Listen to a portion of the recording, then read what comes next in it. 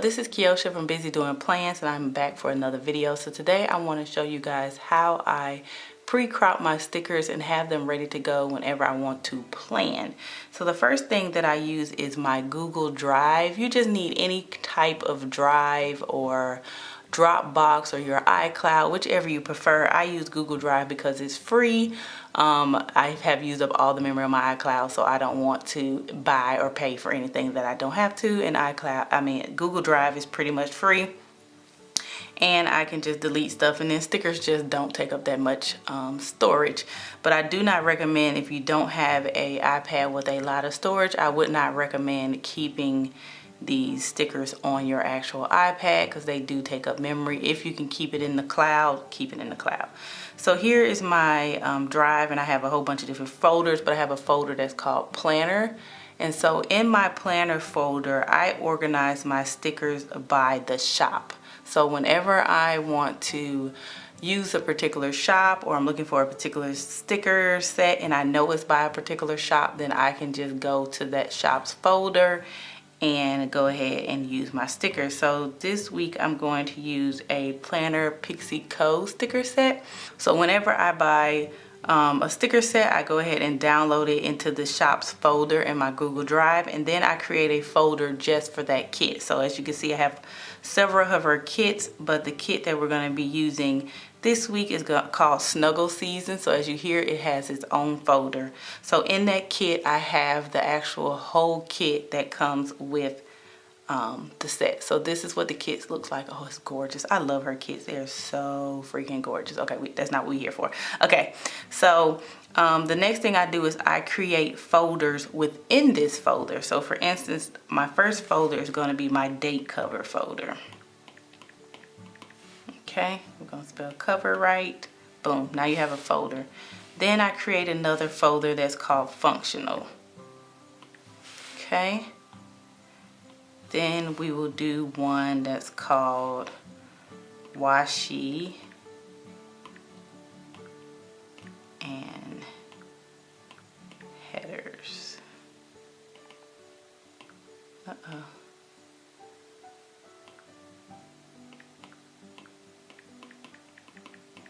Okay, and then I have another one that is called text, or any type of text that comes with the kit, or any text I want to use that week.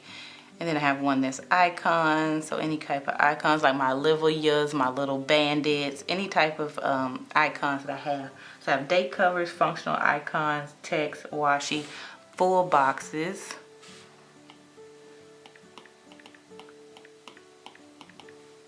Okay, and then I have one more folder that is called the full kit. So this will be the kit as it originally came from the actual shop that I bought it from. So what I'll do is when I create the full kit folder, I'll just take the actual full kit page and put it in my full kit folder. So I'm just going to do that right quick.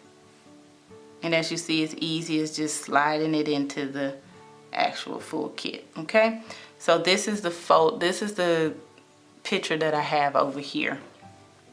Now, one of the things I like about the full kit is some full kits come different ways. Okay, so if you'll notice, this one is a hand cut file by her. This is one of Planner Pixie Co.'s older kits. And so she used to do it in a PDF, and you had to print it out, hand cut it, and put it in your planner. So a lot of the files I use are like PDF or PNG files or JPEG files that I download. A lot of shops are going ahead and turning their files into GoodNotes files, so everything comes pre-cropped for you already. Now the one thing about that, it comes with the pre-crop price. Okay, so these kits like these, I usually get them on sale. I probably pay no more than like $4 for a kit. I really have to be hard up and want the kit to pay $4 for it, but I usually wait till a lot of these shops go on sale, and I'll get the kits for like $2.50, $3 for the case. But when you get a Good Files kit that is pre-cropped for you, you could pay up to $8 or $9 for a kit. The lowest I've seen is like $6, okay? So when you buy a kit that is pre-cropped, GoodNote ready, you are paying for them to do the exact same thing that I'm going to show you today. The only difference is they're doing it for you and you're not doing it yourself. So if you would like to pay the extra money for the convenience, that is okay. But for me, I just sit around and I'll watch a movie and do this while I'm watching a movie. It's no big deal for me. But if you don't have the time, you don't want to do it, there are shops that have GoodNotes. Not everybody has it yet because it hasn't really like hit for everybody to already, you know, start using the GoodNotes files. But I'm sure eventually every shop will start offering it, maybe, if they want to take the time to cut it themselves and crop it out for you. So the first thing I did with that is I took that picture and I slid it over here. Okay, so let me show you what I mean. So I'm gonna like cut that one and go back. So basically I took this file and I slid it over into my GoodNotes, okay, on a blank page. So this is a blank page with GoodNotes. As you can tell, this is not a PNG with a transparent background. If you wanted to have a transparent background, there are several apps that you can download and turn a PDF file into a transparent background. If you want to see a video on that, let me know and I'll make you a video for that. So the first thing I like to do is crop out my full boxes. I've done some already here. So as you see, some of her full boxes, I've already cropped them out. If you go out and come back in, it'll show it. You have to open it up, go out of the file and come back in, and then you'll be able to see the pictures. So basically what I do, so I've cropped these first 3 pictures right here. So I'm gonna crop this picture here with the little, what is she making, gingerbread cookies or something? And you'll see I just roughly crop it the first time, and then I'll go back and precision crop it the second time. Okay, and then once I crop it, I hold it down and then I just slide it over into my Google Drive. And boom, now that picture is in the Google Drive and it's cropped. I'll hit the back button, it brings the sheet back to the way it was, and then I'll start all over again. I'll just hit crop and go to the next picture. Now, like I said, this can be tedious, it's very time consuming, but for me, I do it during a time where I have downtime. So like I said, if I'm sitting around and I'm just watching a movie, or if I'm over at my cousin's house and we're just talking and chilling, then I will just sit here and crop stickers, yes. And I usually don't crop stickers until I'm ready to use it. So I'm just not around here cropping stickers 24/7 for every kit that I got, okay? Well, don't do that. I just crop it when I know I'm gonna get ready to use it. So I know I'm gonna use this kit for this week's spread, so I'm gonna go ahead and crop it and then slide it in there, and then I will continue to do that on and on for everything. Now when I get down to here, because like I said, because this is meant for a physical planner and you're meant to print it out, she has 2 of every color, but of course you don't crop out 2 of the greens, 2 of the, you know, reds and the orange and the brown. You crop out 1 of them because you can duplicate it. So you don't need to crop every single version of this unless it's a different color. So don't sit here cropping 2 of the greens, okay? Don't do that because that's not necessary. And I'll do the same thing like for my date covers and my functionals. So to let you know what I consider to be certain things for the folders that I use, I'll just go through some of the kits and just tell you what it is. So for instance, of course, these are full boxes. These would be considered functional, okay? So these here, all of these boxes and these little like check boxes would be considered functional. These would be considered date covers. These would be considered my washi. These are date covers. This is a washi.